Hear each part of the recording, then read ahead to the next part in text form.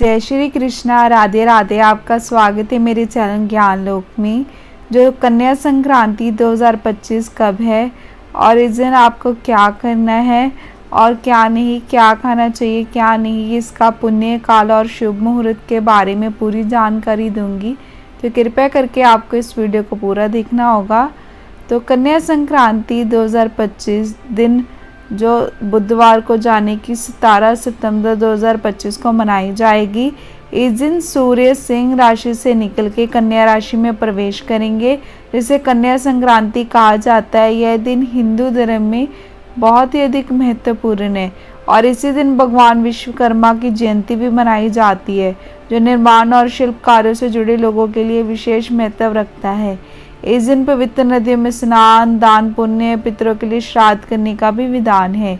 कन्या संक्रांति का महत्व। सूर्य गोचर। सूर्य का सिंह राशि से कन्या राशि में प्रवेश एक महत्वपूर्ण ज्योतिषीय घटना है, जिसे कन्या संक्रांति कहते हैं। विश्वकर्मा जो जयंती है, यह दिन देवताओं के शिल्पकार भगवान विश्वकर्मा की जयंती के रूप में मनाया जाता है, जो कि तकनीकी और निर्माण क्षेत्र से जुड़े लोगों के लिए शुभ माना जाता है। धार्मिक महत्व। यह दिन पितृपक्ष की इंदिरा एकादशी के साथ आता है, जो पितरों को प्रसन्न और आशीर्वाद प्राप्त करने के लिए महत्वपूर्ण है। दान और स्नान। इस दिन पवित्र नदियों में स्नान करना चाहिए और जरूरतमंदों को दान देना बहुत शुभ माना जाता है।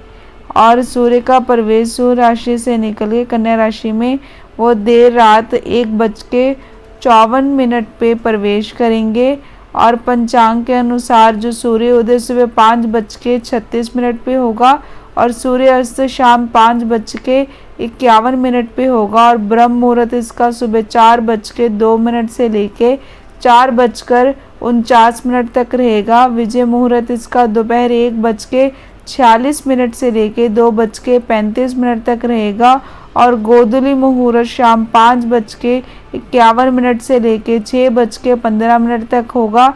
निशिता मुहूर्त रात 11:20 से लेके 12:07 तक होगा। अब मैं आपको इसकी पूजन और दान विधि के बारे में बता दी कि आपको प्रातःकाल स्नान करके जो स्वच्छ वस्त्र धारण करने हैं, पूर्व दिशा की ओर मुख करके सूर्य देव को अर्घ्य अर्पित करना है। पूजा स्थल और कार्यस्थल को स्वच्छ करके दीपक और पुष्प अर्पित करें। लाल वस्त्र, तिल का तेल, घी, गुड़ आदि का दान करें। आध्यात्मिक मंत्रों का जाप करें, जैसे ओम सूर्य नमः या फिर ओम नमो भगवते वासुदेवाय। परिवार सहित सात्विक भोजन बनाएं और जरूरतमंदों में बांटे। क्रोध, विवाद और अहंकार से दूर रहे। कन्या संक्रांति पे क्या करें? स्नान और अर्घ्य। पवित्र नदी में स्नान करें या घर के पानी में गंगा जल मिला के स्नान करें। सूर्य देव को जल चढ़ाए और अर्घ्य दे। दान पुण्य करें। तिल, अन्न और वस्त्र का दान करें। गरीब और ब्राह्मणों को भोजन कराना शुभ माना जाता है। पितरों का तर्पण करें, उनका आशीर्वाद प्राप्त करें, जिससे उनकी आत्मा को शांति मिलेगी। आध्यात्मिक कार्य। यह दिन आध्यात्मिक उन्नति और दान पुण्य के लिए श्रेष्ठ है। जो योग में स्नान दान करने से दोगुना फल मिलता है। कन्या संक्रांति पे क्या नहीं करना? शुभ मुहूर्त के बिना कार्य नहीं आपको करना। शुभ अशुभ मुहूर्त और पंचांग देखे बिना किसी भी शुभ कार्य की शुरुआत ना करें।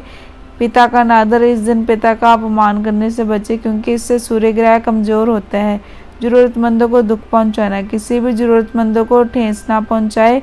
देर तक सोना।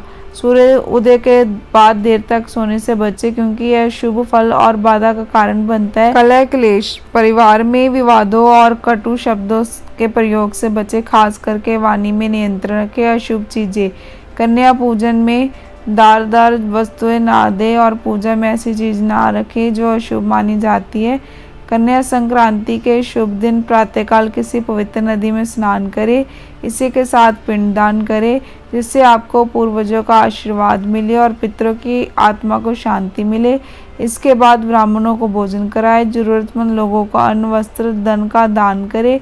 इससे आपको पुण्य लाभ मिलेगा, जिससे कुंडली में मौजूद सब ग्रह शांत होंगे। इसके अलावा पैसों की कमी से भी आपको छुटकारा मिल सकता है। और कन्या संक्रांति के शुभ दिन भगवान सूर्य की पूजा जरूर करनी चाहिए। इसके लिए उन्हें जल से अर्घ्य किसी ब्राह्मण की मदद से सूर्य देव की विधि पूर्वक पूजा करें। इस उपाय से कुंडली में सूर्य की स्थिति मजबूत होगी, जिससे आपका और आपके पिता का रिश्ता मजबूत होगा। आत्मविश्वास में वृद्धि होगी, साथ ही समाज में मान सम्मान बढ़ेगा।